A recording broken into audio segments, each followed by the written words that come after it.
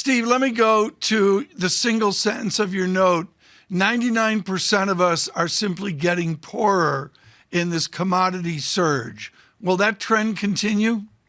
Absolutely, Tom. So real disposable income, what we have to spend, has fallen in 10 of the past 13 months because of runaway inflation. Inflation, by the way, that all the smartest people in the world spent the better part of last year doing yeoman's work, making fools of themselves every single week, saying that, oh, inflation is transitory. Yes, if I don't have to eat, if I don't have to put the lights on, if I don't want it to stay cool this summer, yes, right. Inflation is not a problem. But what we're seeing now, Tom, it always comes down to commodities. And what we're looking at in the energy industry, well, we know that story. But what most people, especially the ESG crowd, or the people that are taking the war against natural gas, is the war on natural gas is a war on the American consumer. So what it has done to fertilizer prices, of course, natural gas is a key feedstock into synthetic ammonia fertilizer. So we're putting fewer seeds into the ground this spring, which means we're going to take fewer crops out of the ground in the fall. So the inflation has not peaked. Right. I mean, it's peaked on the core level, but as far as energy and food, which is all dealing with us all, inflation has not peaked. And Tom, this is the problem. Runaway inflation at the gas pump and at the grocery counter has been the lead indicator for recession of the last 6 recessions in the United States, beginning with the Okay, Steve, I want to go to the hyper detail of your note and your true expertise on distillates. Do you have any optimism we're going to invest given these higher prices? Well, as Winston Churchill once said about America, we always make the right decision after we've tried every other decision. So I'm not quite sure we're there yet. Here on the East Coast, of course, what has happened? Well, over the past 3 years, we've cut our refinery capacity by 40%. So now gasoline production on the East Coast has held steady.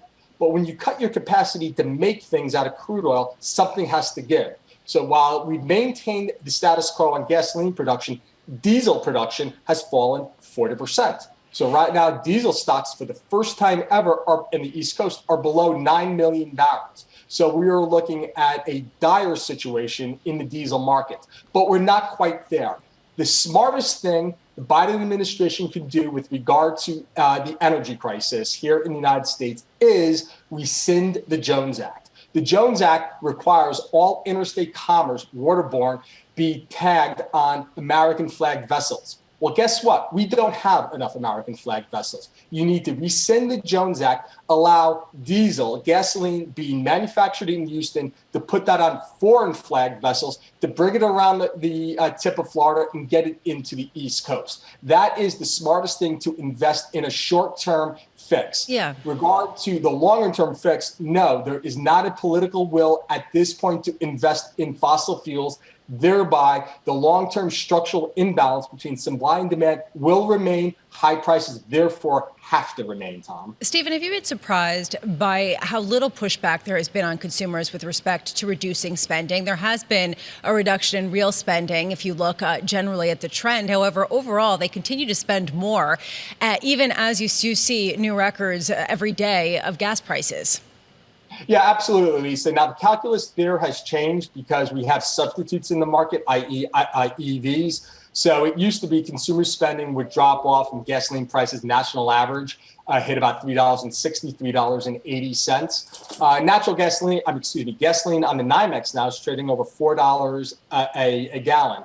So the AAA average right now is about $4.60 national average. Given where futures are trading now, by the 4th of July, gasoline prices will be another 20 cents higher, $4.80. I do have to believe, even though we've never had anything to mark this against, we will start to see that. But to your point, yes, that it has been one of the positives. Consumer spending came out last week, stronger than expected. But the problem there is that we're waiting for the other shoe to drop because the personal savings rate plunged to 4.4%. We are well below the 30-year non-recession mean on savings and the 60-year non-recession mean on savings. In fact, savings rate is at the lowest point since 2013. So the bottom line, Lisa, is we've run out of all the stimulus money. Americans are dipping into their piggy banks. It costs more to drive to your picnics, to go to the beach, so forth. So in the next quarter, yes, I do expect to see consumer spending to tail off, which of course is a problem given that consumer spending is 2/3 of the U.S. economy.